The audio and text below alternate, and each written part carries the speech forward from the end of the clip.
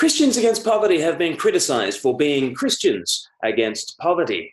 It's not the against poverty bit, you understand. The National Secular Society is a big fan of the against poverty part. They want you to know that without any religious commitments themselves, they are totally against poverty. I mean, not enough to actually start a charity of their own, but they totally think it's a drag and a terrible idea and somebody should really do something. Somebody secular, obviously.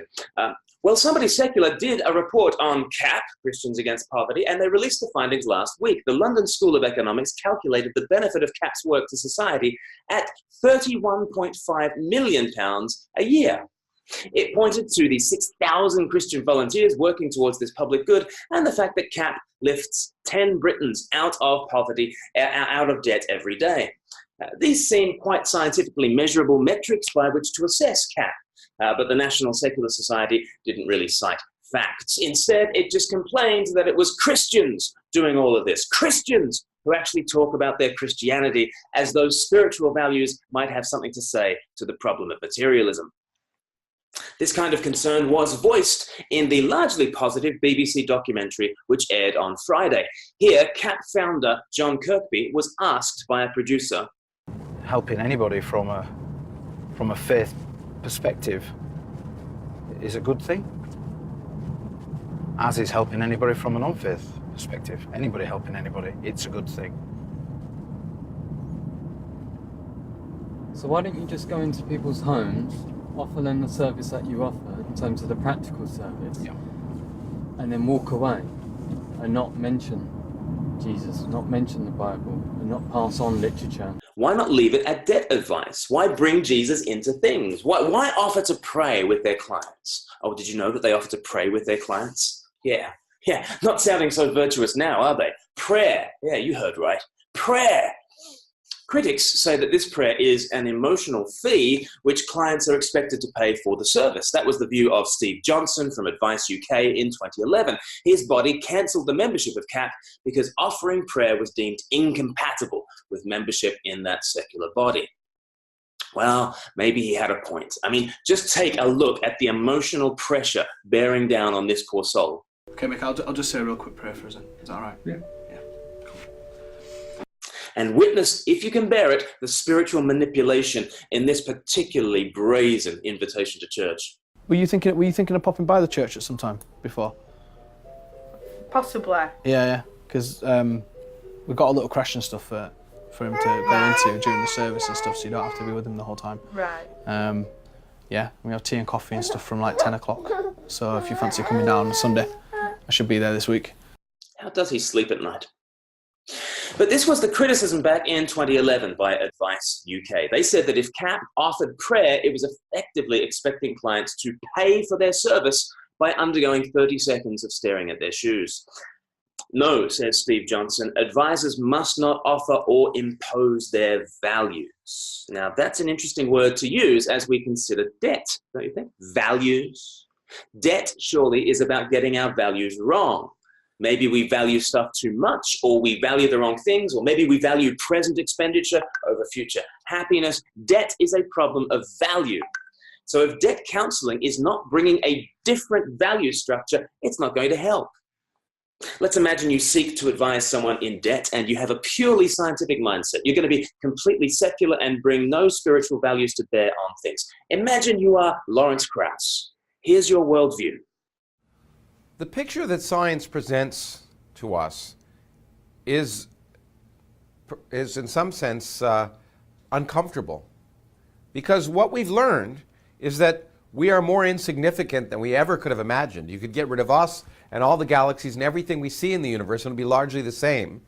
So we're insignificant on a scale that Copernicus never would have imagined. And in addition, it turns out the future is miserable. So the two lessons that I like to give is, first, we're insignificant, and second, the future is miserable. Now you might think that should depress you. But in fact, it should embolden you and provide you a different kind of consolation. Because if the universe doesn't care about us, and if we're an accident in a remote corner of the universe, in some sense it makes us more precious.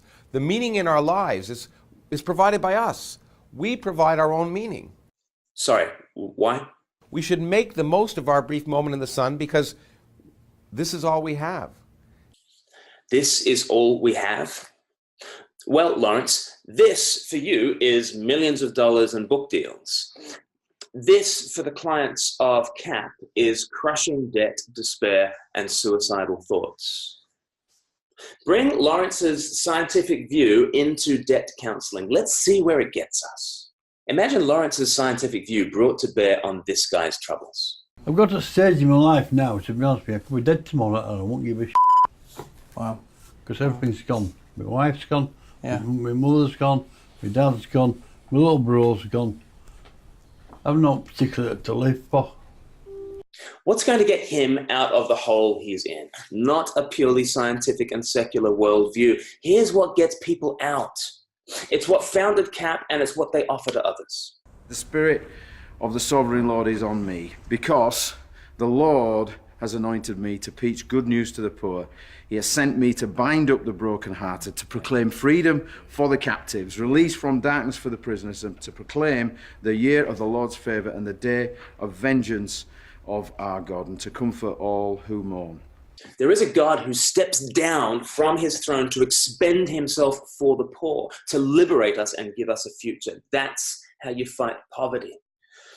Now listen, you do have to examine the ethics of charitable activities. I'm not saying there's no such thing as rice Christians, those who convert just to get stuff from Christian missionaries, okay? And I'm not saying that there's not a danger in Christian mission that we exploit positions of responsibility with vulnerable people. That is a problem, sure. And I spend a lot of time telling Christians that we mustn't do a bait and switch with the gospel. We're not trying to gain converts. We're trying to offer Christ. So we're not to lay a breadcrumb trail for people that sneakily leads them to church as though church was this totally separate thing. No, not that. None of that. No breadcrumb evangelism, please. But we do offer bread. We don't give debt counseling so that we can then take your soul. We give debt counseling and we give Christ because it's part of the same gracious offer to the world. You see, Christ became poor so that we, through his poverty, might become rich. Christ paid a ransom to free us. Christ releases us from our debts, spiritual and otherwise.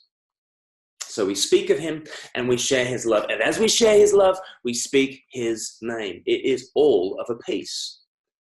So, National Secular Society, if you've got good news that can lift people from debt, that can give them dignity and worth no matter their mistakes and no matter their material situation, if you can give us hope beyond material circumstances, if you can rally thousands of volunteers motivated by love and carrying a message of liberation and joy, go right ahead. And if you pull it off, we will not bemoan secularists against poverty. Why would we? We will thank God for you and for your work, but until then, do not bemoan that it's Christians against poverty. The Christian bit is the key. It's the 9th of October, this is Speak Life, and you're watching the LIVEcast. LIVEcast, LIVEcast, welcome to the LIVEcast, LIVEcast, welcome to the show. LIVEcast, welcome to the LIVEcast, welcome to the show. Well, hello everybody. Welcome to the LIVEcast. Hopefully you can hear me. It'd be good if you can, if you're watching and you can type, let me know you can hear me, because I'm obviously in a slightly different place today and it's just me. It's not Glen. Hello to the few people who are watching. Emily, we've got Emily Wiles, Ian McCarthy, my mother-in-law is watching, and also Roger Marshall. Hello to you all. Do let me know whether you can hear me. Hopefully you can. As you can tell, I'm here by myself. Glen isn't here today, and I'm not actually, when I say here, I'm actually in my own house, so I'm not down at Speak Life today. I'm operating from home because Glen is away, and hopefully, great, you can hear, that's good stuff. Hopefully I'll fill you in a minute on what he's been up to. I've got a video from him, a few technical issues with it, but hopefully we'll be okay. Hopefully you've enjoyed that monologue there. I saw a lot of people posting about that documentary, the Christians Against Poverty one on BBC there. I'd not actually seen it, and I hadn't really realised what it was. I don't know who else saw it. Don't know if any of you guys have seen it. Having not had a chance to speak to Glen about it, he's just sent through that monologue there. I'm guessing by the look of what I was seeing on that documentary, perhaps in some ways it was a bit of a hit job against them. I don't know. I'd seen a lot of Christians sharing it round. I'd assumed it was just something they thought this is a good thing. I hadn't realised there had been this criticism against Christians against poverty. But in some ways, I suppose we should be unsurprised that people would want to pick at it. And because precisely as Glen was saying, because of the Christian name being in there. But yeah, as always, Glen putting the world to rights there. So I might get a chance, hopefully, to check that out. Hopefully, it's worth it. I think last week we talked about things that were coming up. I was preaching twice over the last few days, and that's been really positive. Genesis 16, I was preaching on. It was part of a series. It was for a youth group nearby. It was part of a series on the names of God. So I had El Roy. I think that's the pronunciation of it. So it's the God who sees me. And I always find it quite difficult to preach a passage when you're preaching a topic. In a sense, you could look at Genesis 16. You can go. You can easily see how this fits into the promises to Abraham and where they are in the story. But to pull that name out and then just speak about that in itself can be a little bit trickier. But actually, some of the stuff we've talked about at Speak Life was really helpful in that. So we were thinking with the youth group about what is God like? What does it mean, a God who sees you? And I used some of the imagery we used in one of our past videos. I can't remember which one it was now, but Christopher Hitchens, who uses this idea of a God who sees people and says, here's a God who must subject you to 24-hour-a-day surveillance. He's the thought police. Every waking and sleeping moment, he'll convict you of thought crime in your sleep. And he says God is a celestial North Korea. And actually, that was a really helpful way in to talk about the God who sees me and say, well, what does this passage actually show us in Genesis 16? Here we have Hagar, a female Egyptian slave girl or servant girl, as we're told early on. And I don't think that's an insignificant detail. We're supposed to think here's a girl who's outside of the people of God. She's not part of Abraham's family. She's an Egyptian, and she's a woman, and in that society, obviously, kind of not considered to be as high as the men. But yet we see God cares for her. When God sees her, she says, this is the God who sees me. And she says the reason she said that was not just God knew the circumstance of her life, but because he cared for her. And actually, I think that was a really helpful thing to see in that passage, that God is not the celestial North Korea who just looks down and is keeping a list. I think I used the image of Father Christmas. He's keeping the naughty list of what you've done or not done. But God is not like that. He's a God who cares for us. He knows the ins and outs of our lives.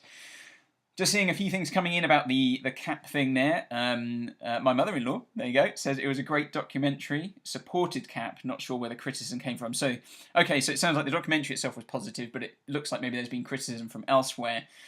Gail Denise says cap is brilliant. I agree, they do a great job. Okay, so yeah. So it sounds like there has been criticism from elsewhere, but the documentary itself was a positive thing. Emily Wiles, I think, there we go, it's BBC Two. I was just about to say, you can check out on iPlayer. I'll try and put a link afterwards down in the comments so you can catch up with it if you'd like to. So preached on Friday, that was great fun, and then also preached Sunday morning on Exodus 11 and 12, so the Passover. And it's a story I'm quite familiar with. I imagine lots of you are familiar with the Exodus story and the Passover. But actually, coming to preach it, I think it was the first time I've ever really preached it properly. And there was stuff in there that I'd never really seen before. I think I've always taught it before very much as kind of, here is the substitutionary atonement kind of thing going on, and and it points us forward to Jesus. And how he takes our place. And of course, it does do that. But I was reading Alec Mattia, who I think is a really good Old Testament commentator. And he was in his commentary called Exodus from the Bible Speaks Today series. And he was saying how actually, when we talk about the Exodus story, if we put sin at the centre of that story, we're kind of reading that back in. Obviously, later in Exodus and in Leviticus, the sacrificial system, we see the link to how that substitutionary kind of sacrifice that the lamb is a payment for sin. But in Exodus 11 and 12, the word sin isn't mentioned, the holiness of God isn't mentioned, there's no evidence of any real repentance on anyone's part. And he said to put that at the forefront of this passage would really be to kind of not do what the passage is doing. And the way he went with it, and I'm inclined to agree with him, it's what I preached in the end. So I'll clarify some of this in a second. As you read through the plagues, the final plague is different to all the others. Not simply because it's a different event, that's obvious, but because in all the previous plagues, the issue for the Israelites had really been, how do we escape Egypt?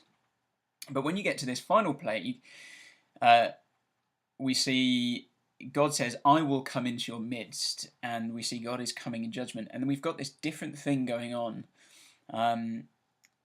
The issue is no longer escaping Egypt. The issue for, well, everyone, not just the Israelites, but for the Israelites becomes escaping God. How are they going to escape the judgment of God? In all the previous plagues, they had been excluded from the consequences by default, but here and now, they are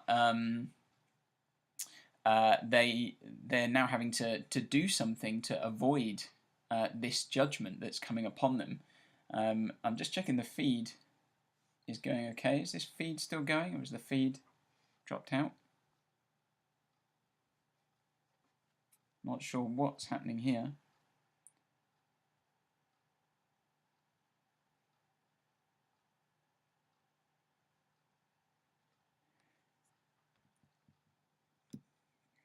Not sure if we're still live. I'm having a few technical issues at this end, which makes it seem like we're not live anymore. But maybe we just roll with it and see what happens. This doesn't bode very well, does it? When you're not actually sure whether you're still live at all. Let's have a look.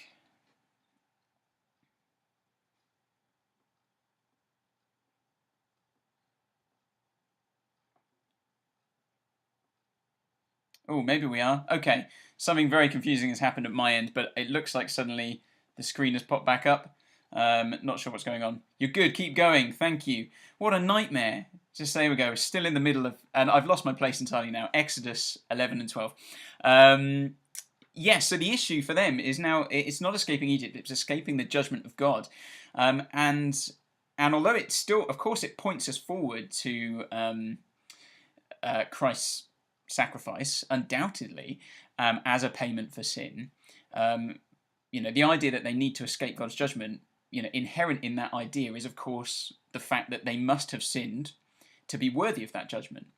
But the point is, the passage never really pushes that. The passage just points to the idea that judgment is coming, and you can't escape it by yourself.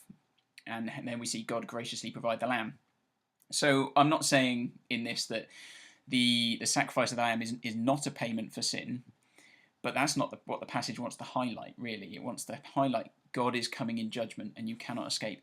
And Mattia actually points forward to the second coming, which he says in many ways it's a bit like that. Before the second coming, people will have many kind of things in their lives and issues that they will be concerned about, but suddenly all those things will be put aside when finally we have to face the issue of coming face to face with God in judgment. And it really put a new spin on the passage for me, really. I'd never really thought of it like that. And actually how the issue had changed for the Israelites there. So actually it just goes to show, doesn't it, that even passages we're very familiar with, your classic Sunday school type stories, isn't it? Even those ones, we can easily miss things. So, I recommend Alec Mattia's stuff on it because it was very, very excellent. We're going to find out, like Glen's not here, Glen's up in Newcastle, he's doing some stuff up there with, I think it's Jesmond Parish Church, we'll probably find out in a moment. Now, he sent me a video to show you of him, it's a little thing, him talking to the screen. Now, the issue is I can't actually download the video. Every time I do it, I just get a text file, it's just not working. But I've got it on the browser. Now, I can't get the sound to come through onto the stream though, so the only sound you're going to get is through the mic picking up what's coming out of the speakers. So I'm breaking all the rules. This is like me, showing you a YouTube video by filming it with my phone off the screen. we're going to see if this works, and hopefully you'll be able to find out what Glen is doing. And this is not going to be smooth or anything like that at all, because you're going to get a whole load of stuff jumping around as I capture the screen now. Okay, so let's see how it works, if we can. Hello, welcome to Newcastle, blustery Newcastle, and I'm up here with Jesmond Parish Church, reaching out to the community around here. I'm just on my way to a lunchtime talk at Northumbria University on this topic. What am I speaking on? I'm speaking on something like, oh yeah, which God don't you believe in? That's the one, and that'll be a lot of fun. And I'm speaking at Newcastle University later in the week. Tonight, I'm going to be interviewing who was a Newcastle United striker and a great Christian, and yeah, hoping that lots of people will come to that, and loads of other great events. But last night, it was just a really fun evening. I interviewed Tim Farron, who was leader of the Liberal Democrats between 2015 and 2017, and yeah, it was quite a tumultuous time, so we dug into that, and I just asked him about his Christian faith as well, and he was just so clear on his Christian faith.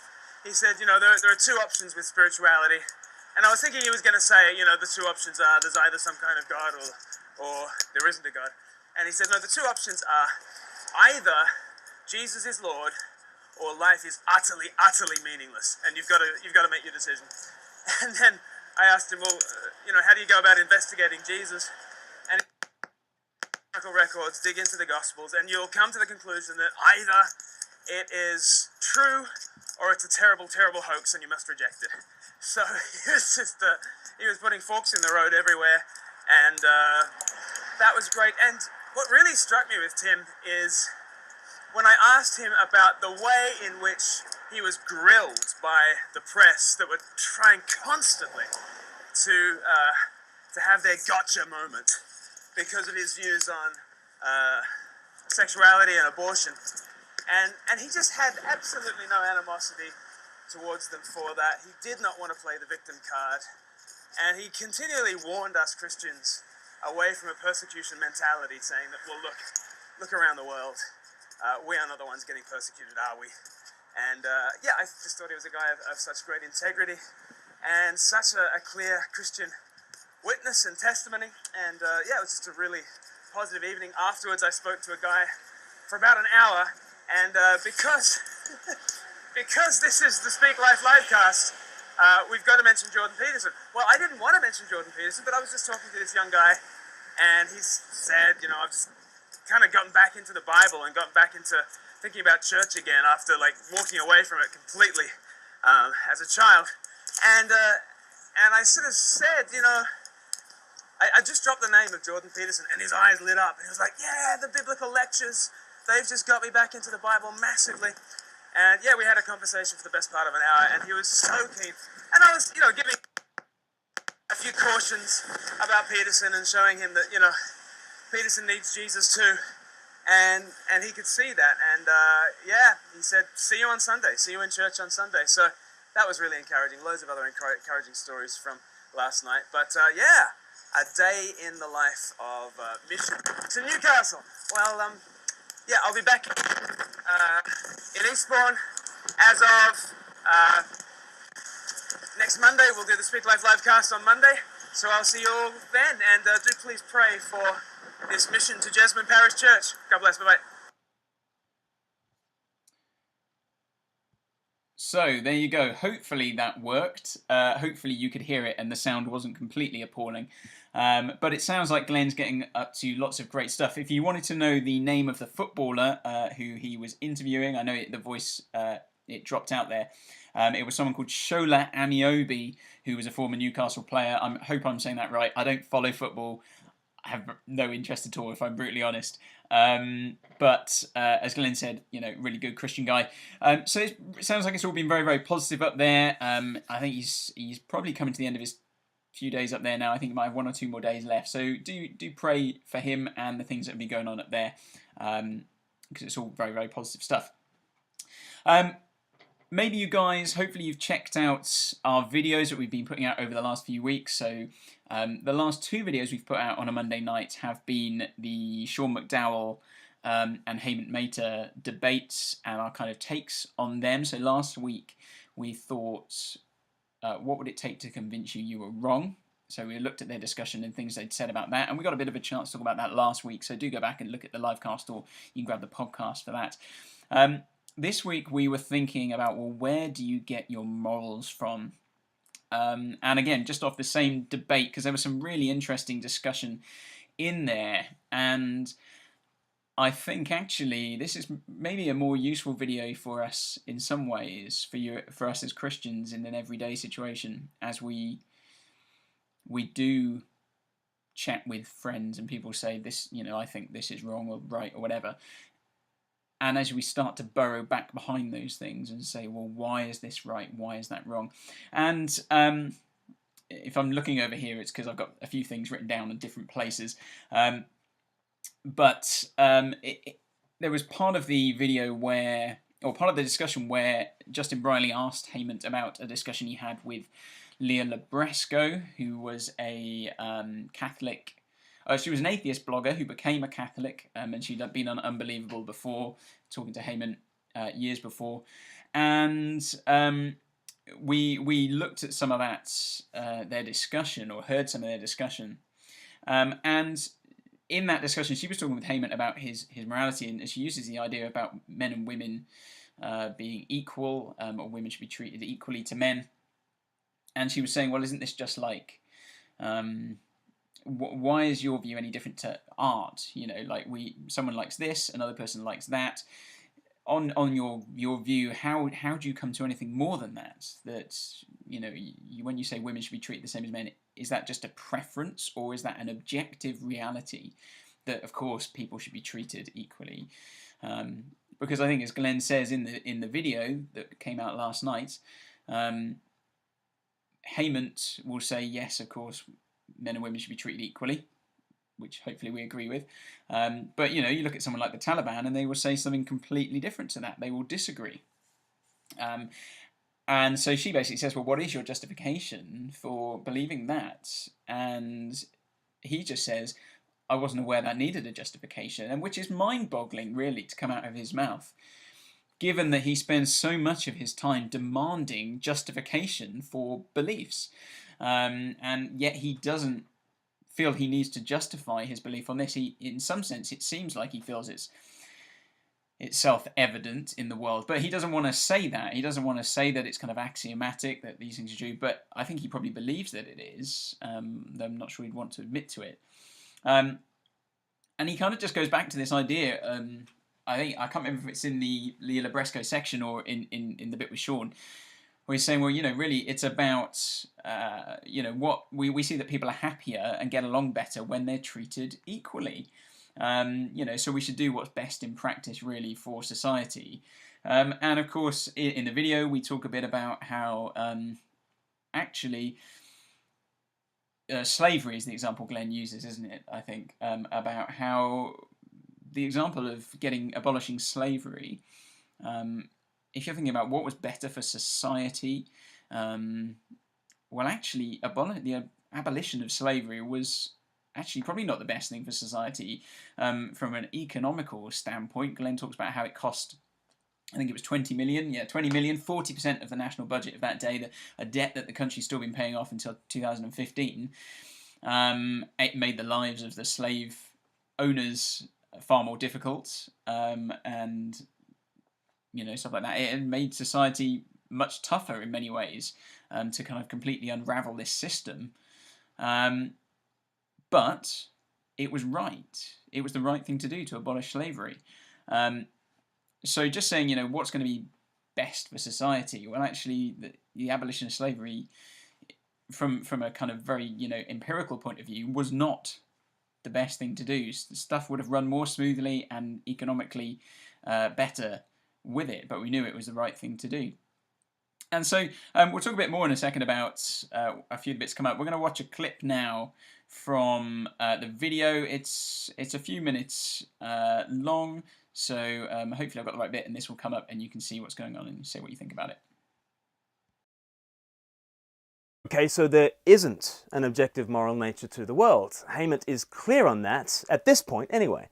And the fact people disagree, Heyman says that's evidence of the fact that it's all subjective. Sean's going to deal with that in a second, but here Sean brings things down to a concrete example. Okay. But you think it's, just for clarification, you think it's objectively wrong to sexually abuse a child? Would you say that is... So you do believe in objective hang on, let me answer truth. that. Let me finish my answer on that. No, I think it's obviously, that's horrible, that's wrong.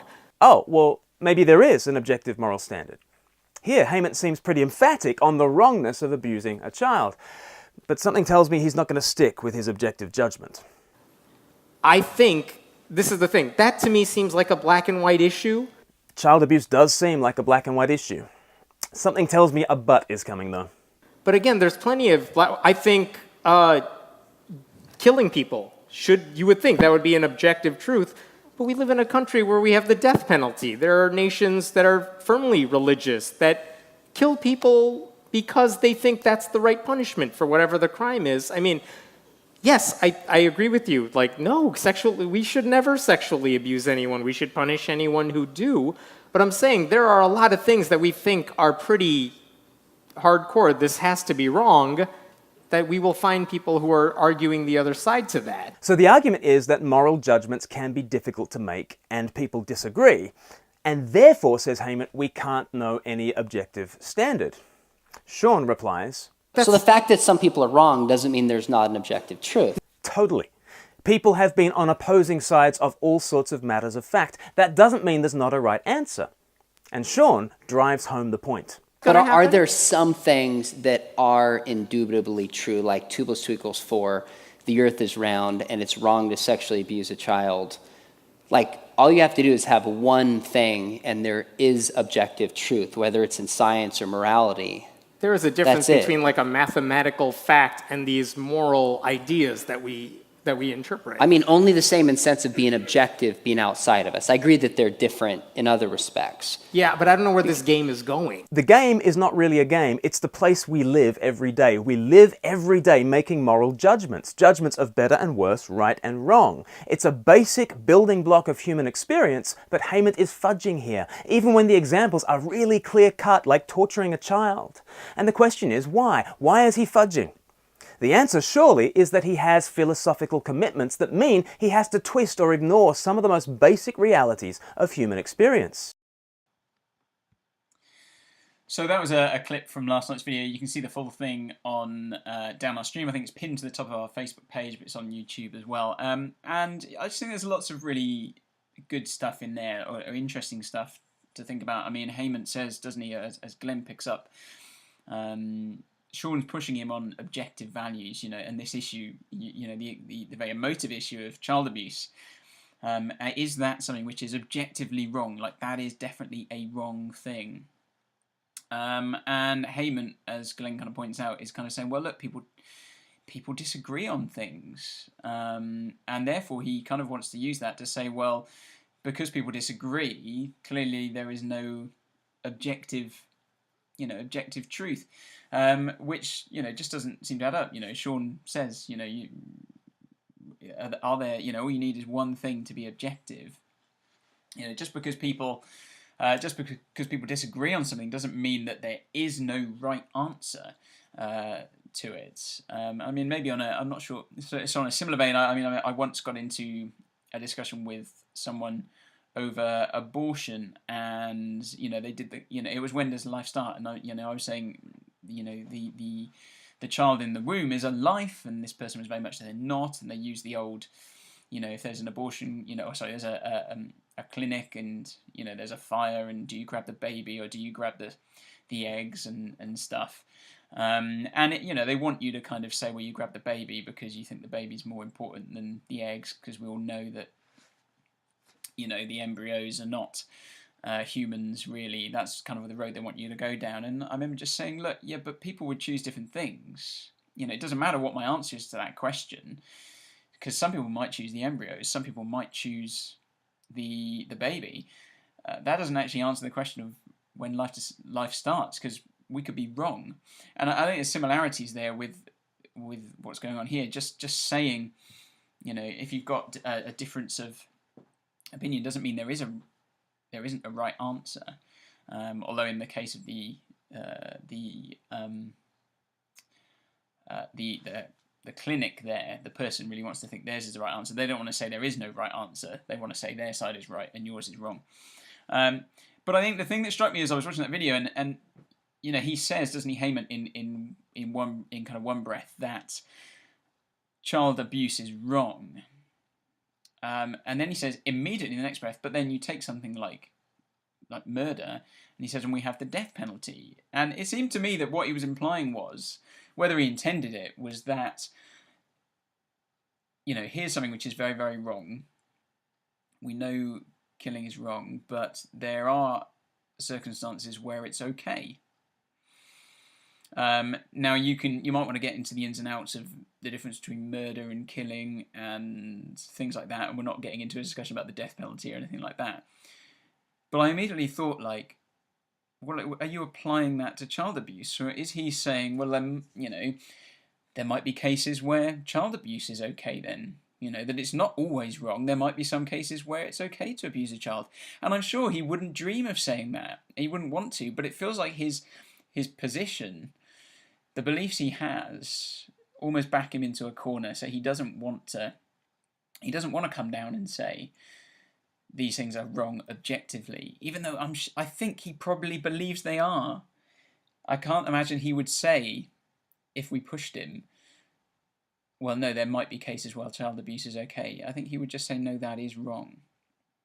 And I think, so this discussion is useful. I mean, regardless of whether you get into the, no matter how much we get into the depth of discussion that they do, I think when you're chatting with non-Christian friends about different issues, I think those issues of morality, some of the things that come up there are helpful. It is helpful to ask why, and not like the child who just goes why. But